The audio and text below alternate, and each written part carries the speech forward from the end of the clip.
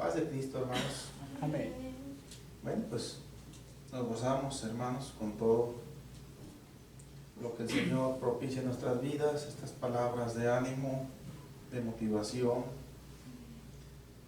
tanto en los cantos como en las expresiones, gloria a Dios, y seguimos adelante. Todos sabemos que estamos enfrentando una lucha contra fuerzas invisibles, pero que se sienten, que no pasan desapercibidas. Y pues en la mayoría de los casos ese efecto tiende a quebrantar la fe, a disolver la fe, a desalentar, a desanimar, a hacer creer que todo esto es una mera teoría y que pues no va a pasar nada, pero nosotros estamos conscientes de los requerimientos de Dios, que son reales y que han tenido, tienen y tendrán cumplimiento en todo el universo.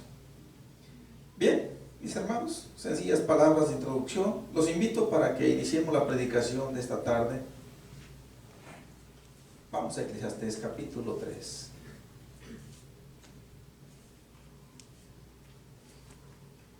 Eclesiastés capítulo 3.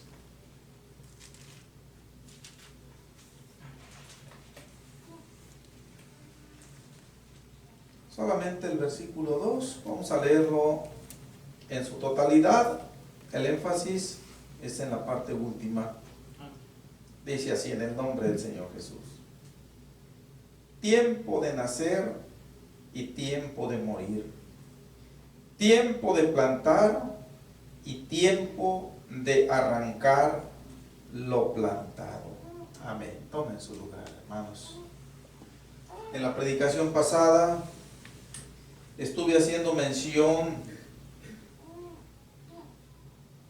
de la literalidad de los conceptos plantar y arrancar lo plantado en sus tiempos respectivos, y estuve haciendo mención de algunos ejemplos literales de algunas plantas que para su producción y su recolección, su cosecha, pues pasan por este proceso de plantar y después ser arrancadas. Mencioné algunos ejemplos de los que yo sé, de los que recordé y de los que he tenido experiencia personal en la vida, pero no son todos. Hay muchos más, pero quise nada más dejar ejemplos claros, y después les hice mención, y lo repito una vez más, que nuestro predicador, el Señor, su interés no es tanto en que nosotros sepamos en el aspecto literal de estas expresiones, tiempo de plantar y tiempo de arrancar lo plantado.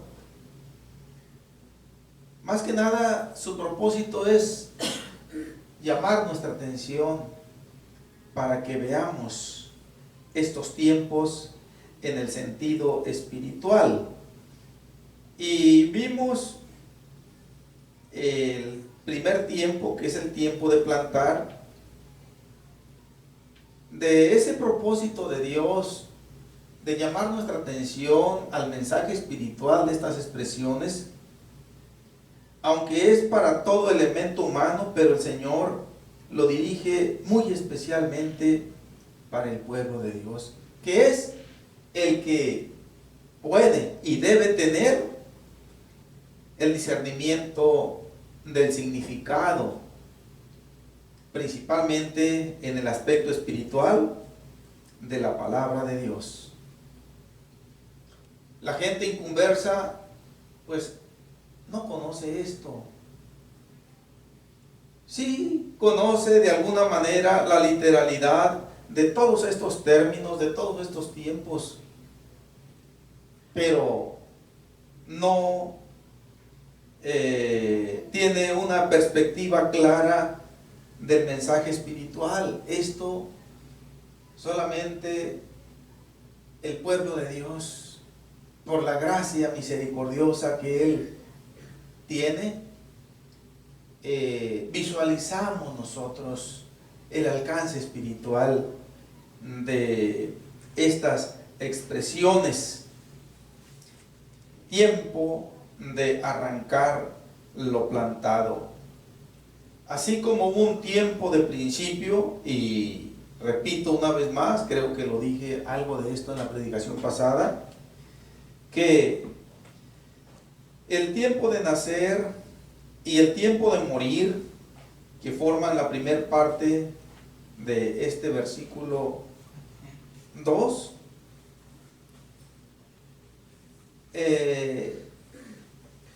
vienen de alguna manera a tener mucha relación con la segunda parte del versículo. El tiempo de plantar tiene mucha relación con el tiempo de nacer. No es exactamente lo mismo, pero sí tiene mucha relación. Así también el tiempo de arrancar lo plantado tiene mucha relación con el tiempo de morir. Y también, repito, no es exactamente lo mismo, pero en el aspecto espiritual comulgan en mucho estos dos enunciados. Tiempo de arrancar lo plantado.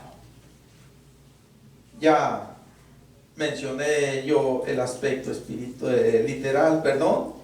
Ahora quiero que nosotros tratemos de entender algo del aspecto espiritual. Sí, quizás no todo, porque ya yo he mencionado que la palabra de Dios es muy profunda, principalmente en este tipo de expresiones, en este tipo de libros que tienen una profundidad muy grande en cuanto al mensaje espiritual, las figuras que nos presenta aquí Eclesiastés, de cosas de este mundo, tienen un significado espiritual muy grande. Y por eso es que yo siempre tengo la precaución de decir que lo que yo voy a explorar, a exponer, esto solo es una parte, y tal vez sea una parte muy mínima, pero lo que está más allá, quizás no lo alcancemos a entender. Pero lo que el Señor nos ilumina es lo que vamos a ver. Gloria a Dios. Tiempo de arrancar lo plantado. Vamos a Primera de Reyes capítulo 14, mis hermanos, para empezar a ver algo de esto. Primer libro de Reyes, capítulo 14.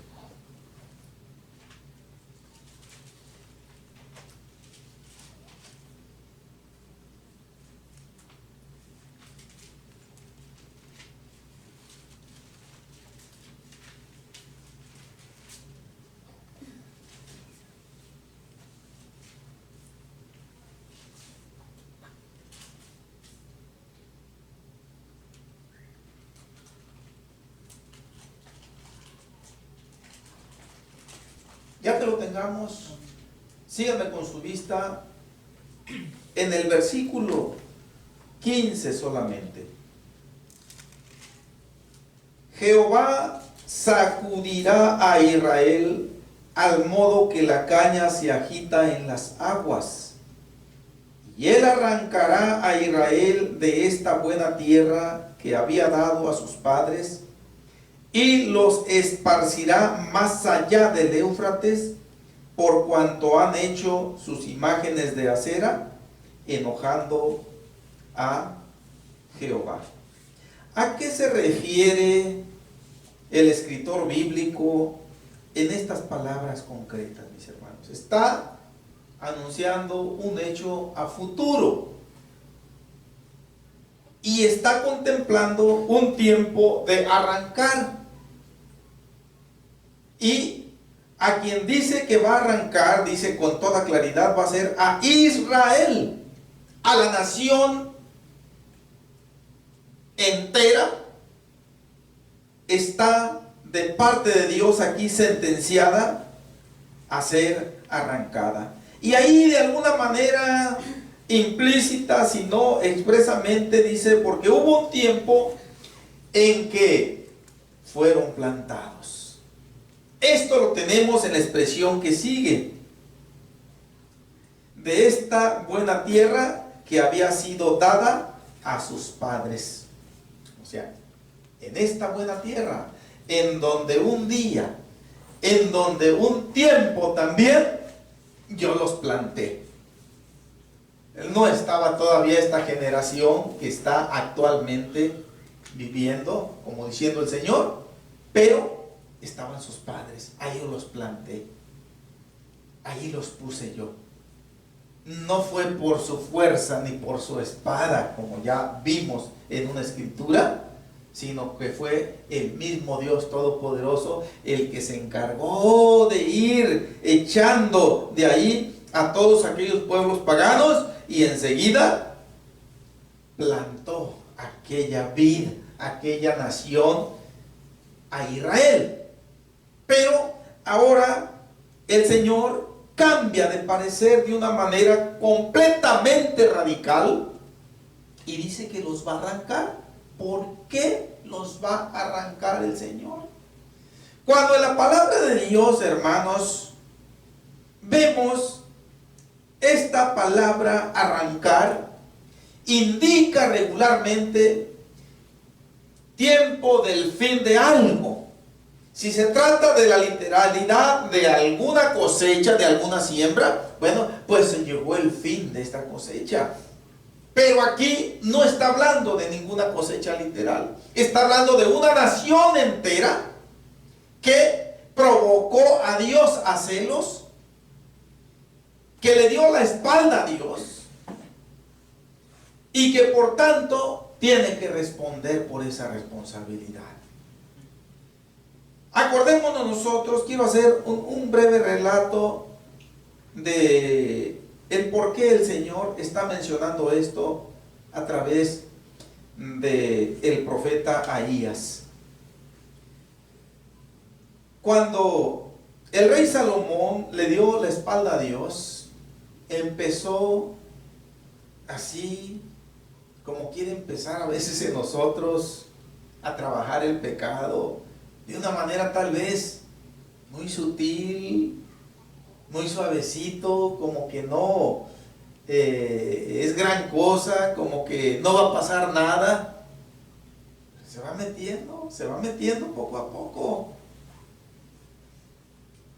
Y el rey Salomón comenzó a darle la espalda a Dios.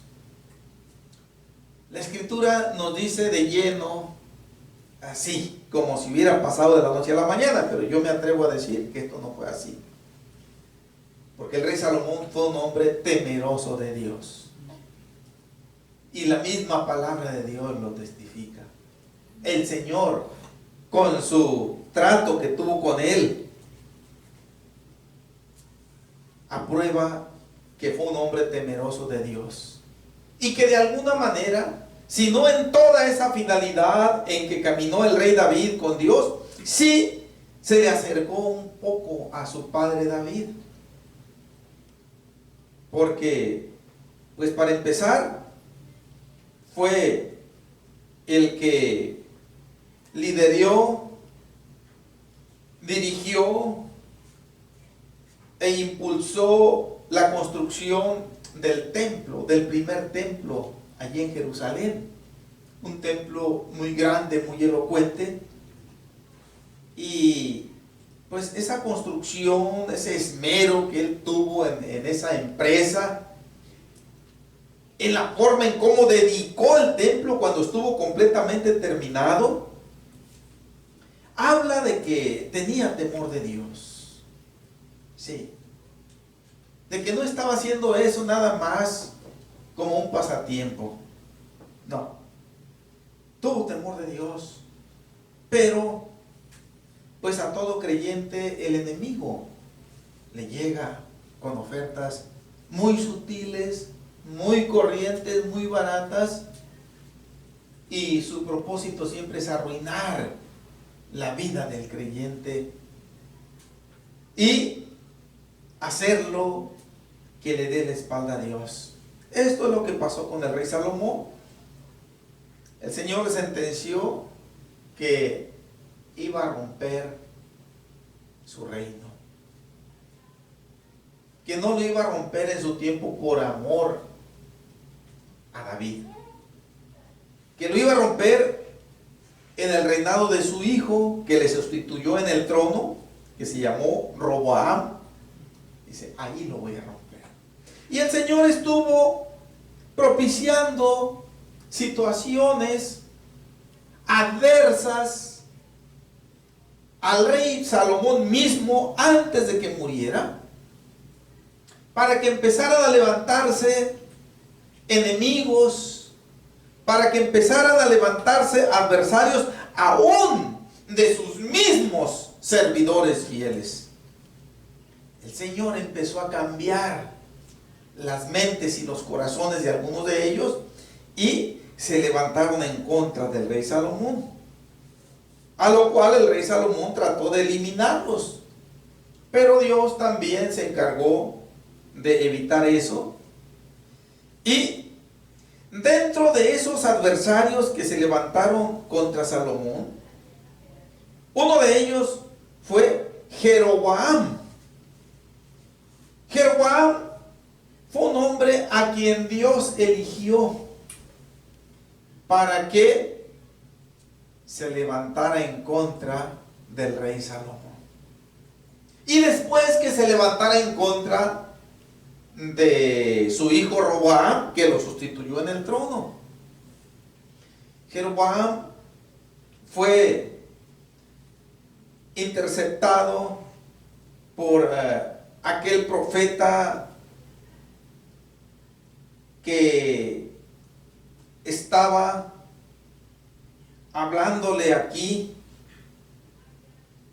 a esta mujer que era esposa de él, y le está diciendo estas palabras que acabamos de leer nosotros en el versículo 15. ¿Por qué? Porque cuando aquel varón de Dios llamado el profeta Ahías, dice que en una ocasión que Jeroboam estaba en el campo, el profeta Ahías llegó a él y le dijo: tú vas a ser rey sobre Israel. El profeta Ahías llevaba una capa nueva puesta, dice que se la quitó y la rompió en 10 pedazos. Dijo: estos 10 pedazos son las 10 tribus que Dios te va a dar a ti, para que tú gobiernes sobre ellas. No te va a dar las 11 tribus. Estoy hablando en el sentido territorial, geográficamente hablando. Porque alguien va a decir, bueno, que no son 12, sí son 12. Pero territorialmente hablando son 11 nada más, porque acordémonos que la tribu de Leví no tuvo tierra, no tuvo una extensión territorial como tuvieron las demás tribus. Tuvieron algunas asignaciones especiales de parte de Dios, como las tierras que estaban alrededor de los ejidos, pero fue algo muy limitado. Entonces el Señor, a través del profeta Ahías, le dijo a Jeroboam: te voy a dar 10 tribus. No te voy a dar las 11 porque voy a conservar en el sucesor de Salomón una tribu por amor a David mi siervo, pero las otras 10 te las voy a dar a ti. Y le hizo la aclaración: y si tuvieres cuidado de guardar mis mandamientos, mis estatutos y de mis decretos, y andar en pos de mí con integridad, yo voy a confirmar tu reino. ¿Sí?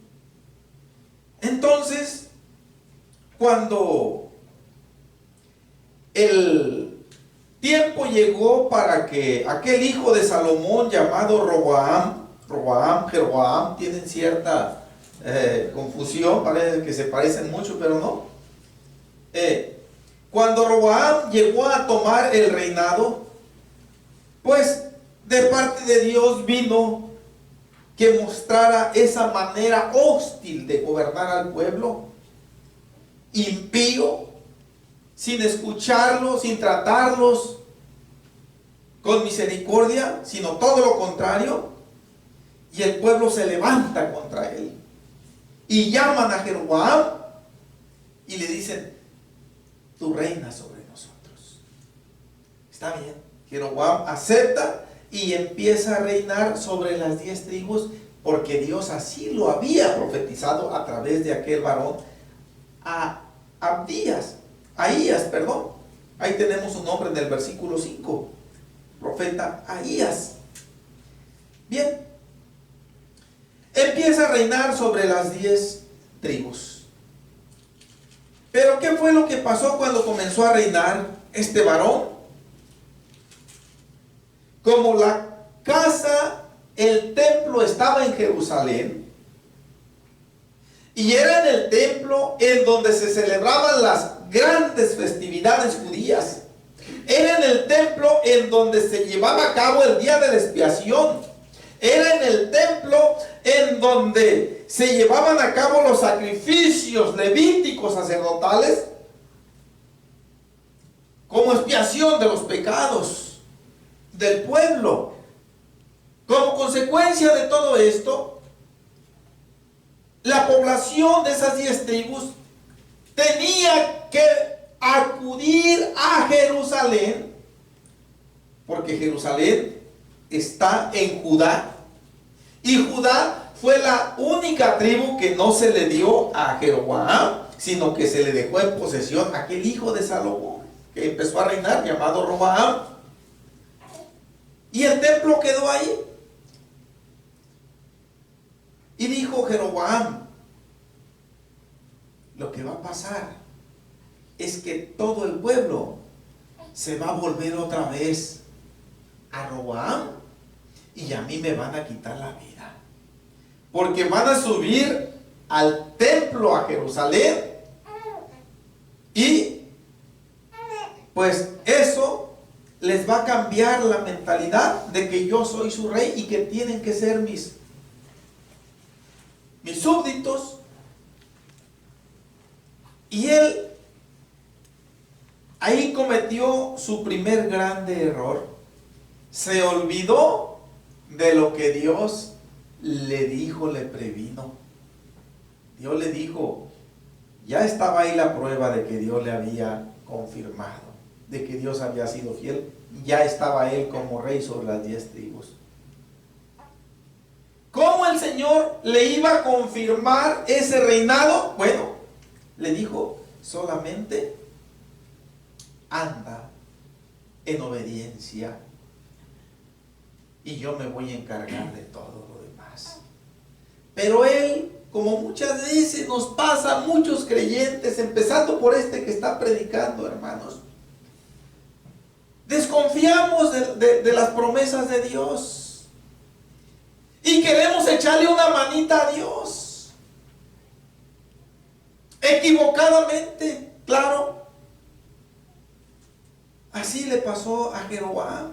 Dijo: bueno, para que este pueblo no se aboque a ir a Jerusalén, porque allá va a estar su corazón, en Judá, en la tribu que es de Roboam, y entonces me van a desconocer a mí como rey y me van a ejecutar. Dijo, para que el pueblo no suba a Jerusalén, voy a hacer lo siguiente, dijo. Voy a hacer 2 becerros de oro. Les voy a poner uno en Betel y el otro en Dan, para que así tengan alternativas diferentes a ir a Jerusalén. Y así lo hizo.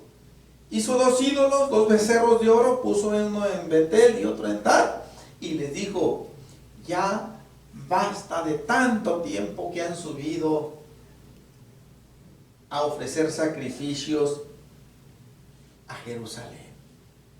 Aquí están estos dioses que te hicieron subir de la tierra de Egipto. Hasta se replicó aquel aberrante suceso de Aarón en el desierto, que también les hizo un becerro de oro.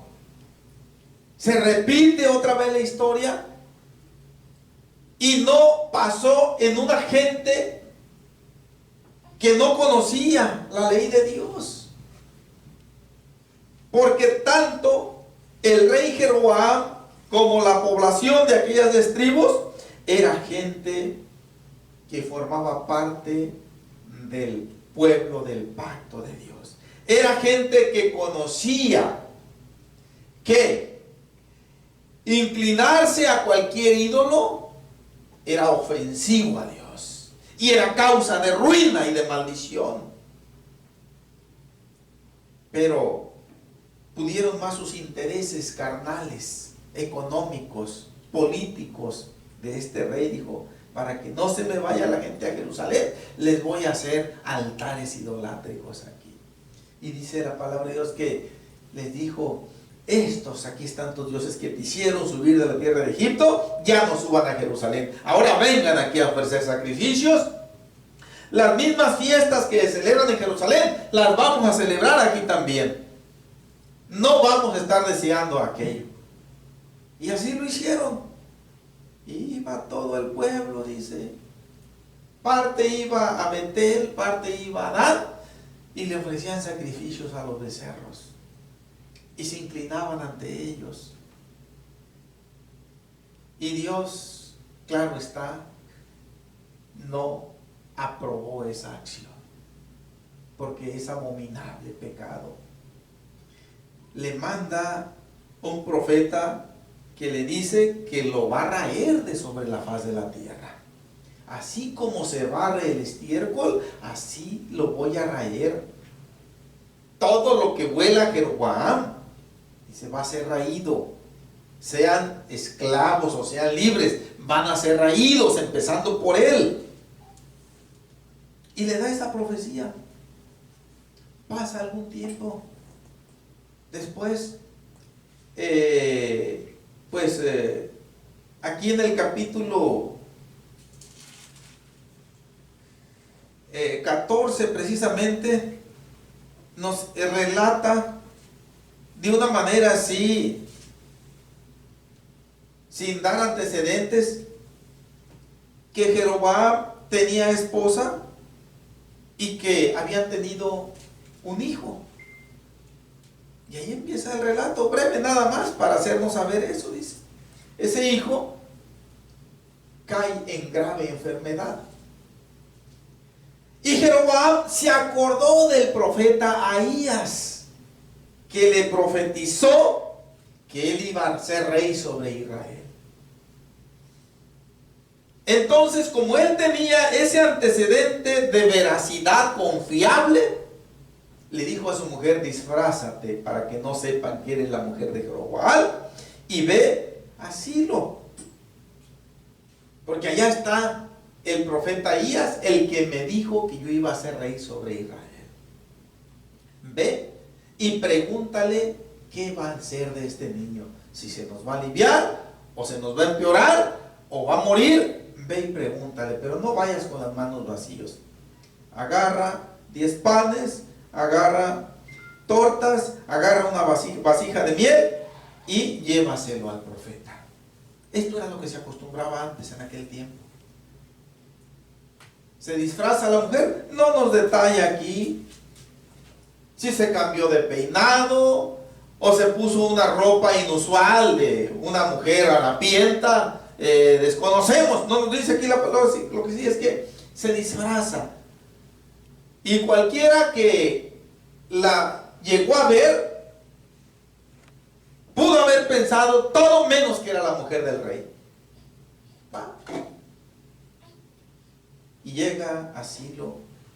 Pero antes de que llegara allá con el profeta, el Señor le habla a su profeta y le dice: la mujer de Jeroboam viene aquí contigo, te va a consultar. Te va a consultar acerca de su niño. Va a venir disfrazada. Así y así le vas a contestar, le dice el Señor.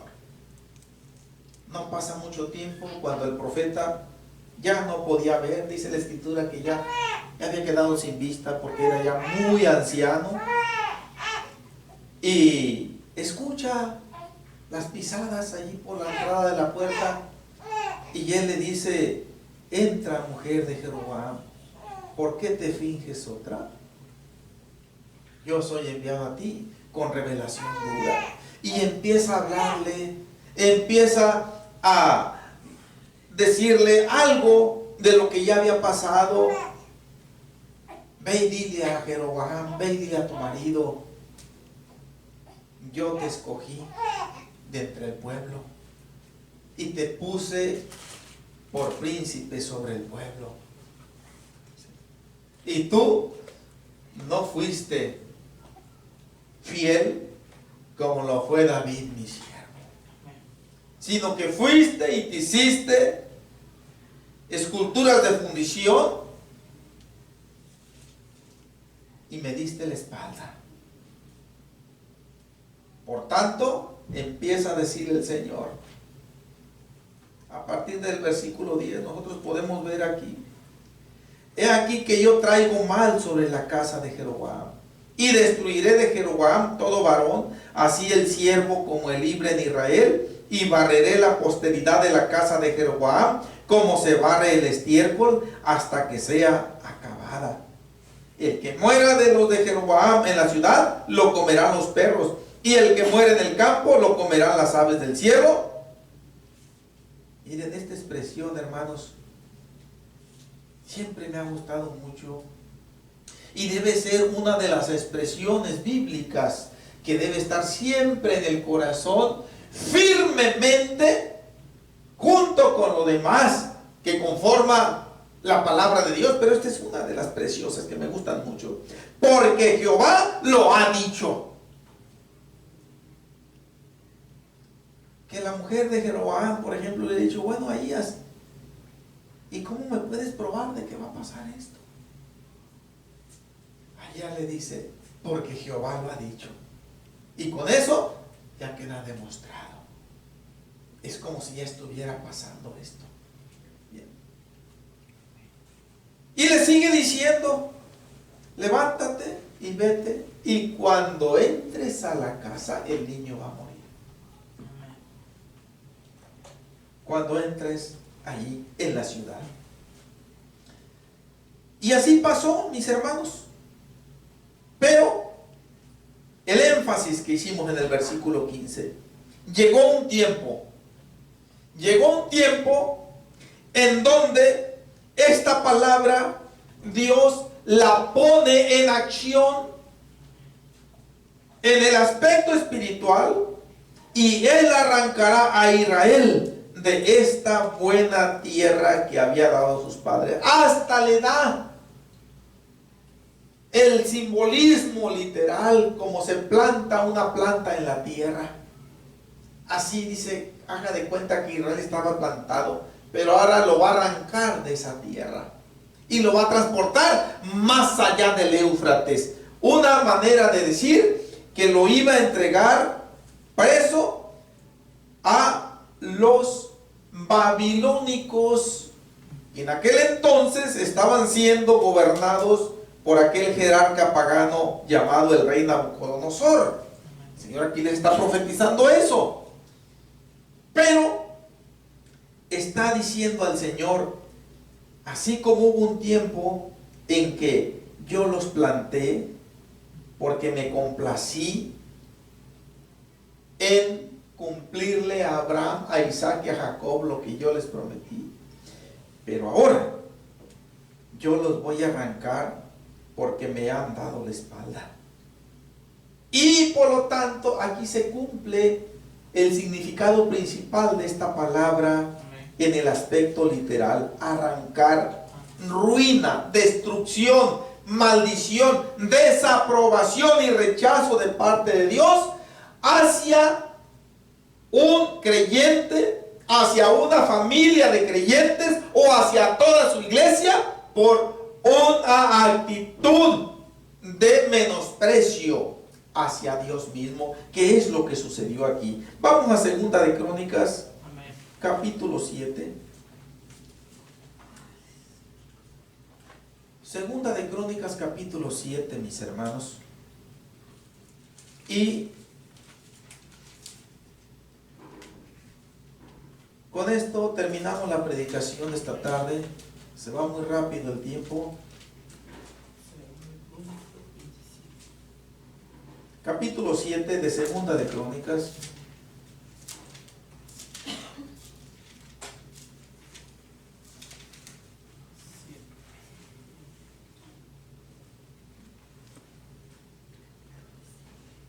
Segunda de Crónicas 7, versículo 19 en adelante.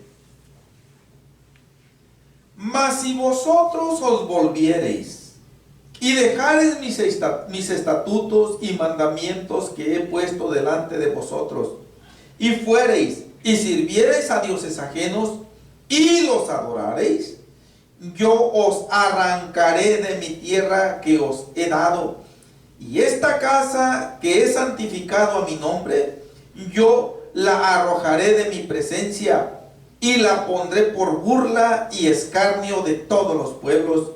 Y esta casa que es tan excelsa será espanto a todo el que pasare, y dirá: ¿por qué ha hecho así Jehová a esta tierra y a esta casa?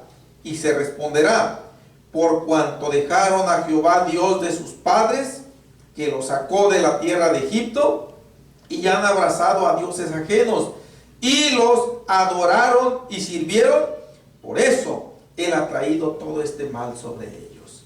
El rey Salomón ya había terminado el templo, lo había dedicado, había ofrecido 22,000 bueyes y 120,000 ovejas de holocaustos, y elevó una oración, larga oración a Dios, y Dios la aceptó esa oración. Dentro de las cosas que el rey Salomón le pidió a Dios es que santificara esa casa poniendo su nombre, habitando en ella, y que escuchara la oración del pueblo de Israel que hiciera allí en esa casa. Si Dios enviaba calamidades, sequía, pestilencia, hambre, plagas, etc., si Dios los entregaba a despojo en manos de pueblos extranjeros, y ellos se arrepintieran y se volvieran a ti, tú los perdonarás. Entre otras cosas, el rey Salomón le pedía todo esto. Y el Señor dijo: yo estoy escuchando tu oración. Sí. Yo he oído tu oración. Allí en el versículo 12 dice esto: y apareció Jehová a Salomón de noche y le dijo: yo he oído tu oración y he elegido para mí este lugar por casa de sacrificio. Y sigue diciéndole el Señor palabras que confirman que Él iba a estar con ellos, y que Él iba a estar allí en esa casa, y que le iba a tener en alta estima, Por eso es que acá leímos nosotros al inicio del versículo 21, y esta casa que es tan excelsa, esta palabra quiere decir que es tan de alta estima y valor ante los ojos de Dios. ¿Por qué? Porque Dios ahí estaba morando. Porque Dios ahí iba a tener encuentro con su pueblo. Porque Dios ahí iba a escuchar la oración de su pueblo. Y todo esto iba a dar pauta para que el pueblo pues siguiera teniendo esa presencia ante Dios. Pero el Señor, como siempre, Él siempre advierte muy seriamente a todo creyente de todos los tiempos: si tú caminas conmigo, yo te garantizo que no vas a tener ningún problema para estar en mi presencia, que no va a haber ningún impedimento para que compartas la eternidad en mi compañía. Todo va a estar en sana paz. Pero si muestras obediente solicitud a mi palabra, pero si te muestras dócil a la dirección del Espíritu de Dios.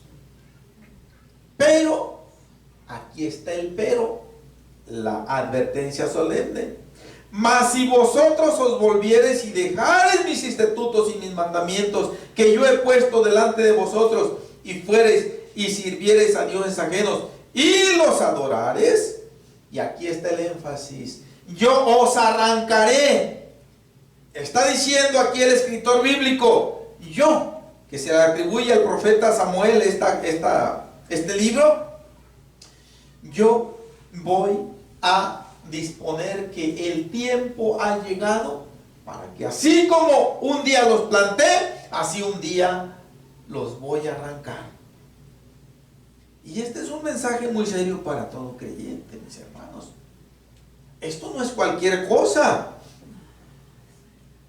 ¿Por qué iba a causar esto un escándalo grande? No solamente al mismo pueblo de Israel como pueblo de Dios. Iba a causar un escándalo y una sorpresa grande a los pueblos extranjeros, que iban a ver aquella prosperidad, aquella bendición sobresaliente en aquel pueblo, y de pronto lo iban a ver convertido en ruina, y aquel templo lo iban a ver hecho ruina también. ¿Por qué hizo Jehová así? Es la pregunta que se iban a hacer rápido.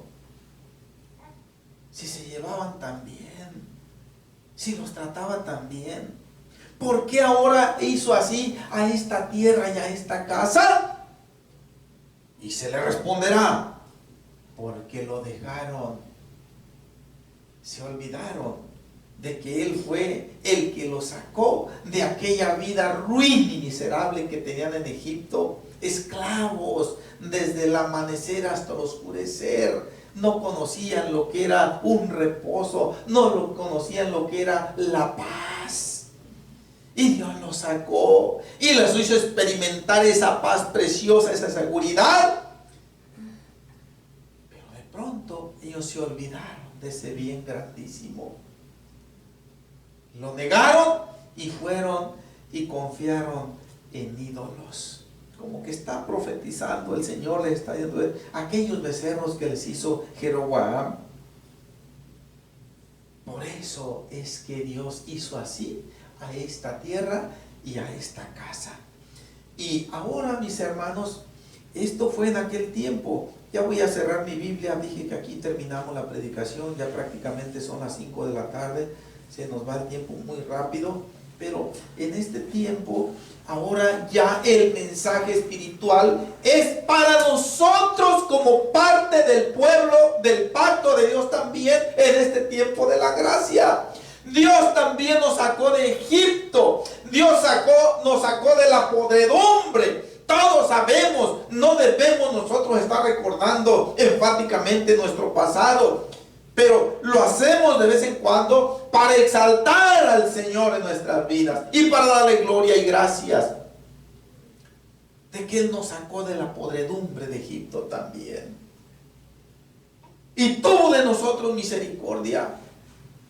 Y el mensaje espiritual que tomamos de esa porción bíblica última que leímos en Segunda de Crónicas 7, 19 en adelante, es que si así como aquellos que fueron sacados de Egipto literalmente y fueron introducidos en la buena tierra, en la buena patria,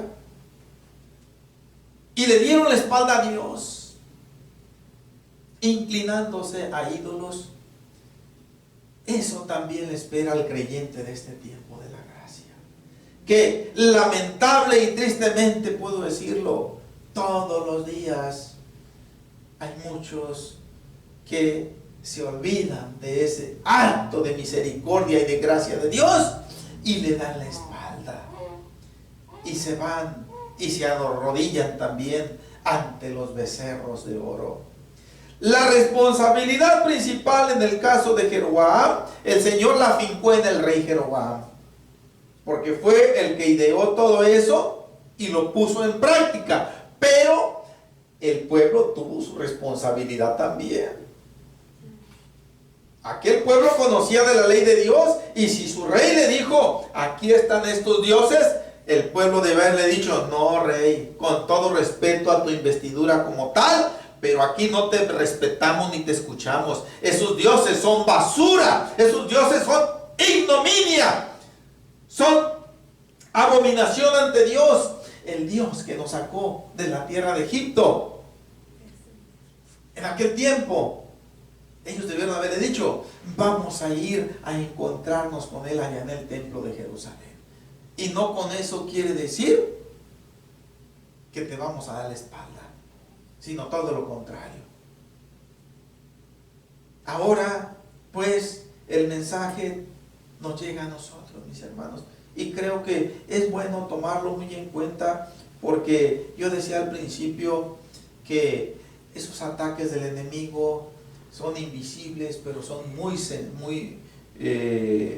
palpables, se sienten y tienden a querernos también hacer que le demos la espalda a Dios. Pues el Señor tiene profetizado un tiempo de arrancar para todos aquellos que no nos guardemos en Él, mis hermanos. Vamos pidiéndole al Señor que nos ayude, que nos fortalezca, que tenga misericordia.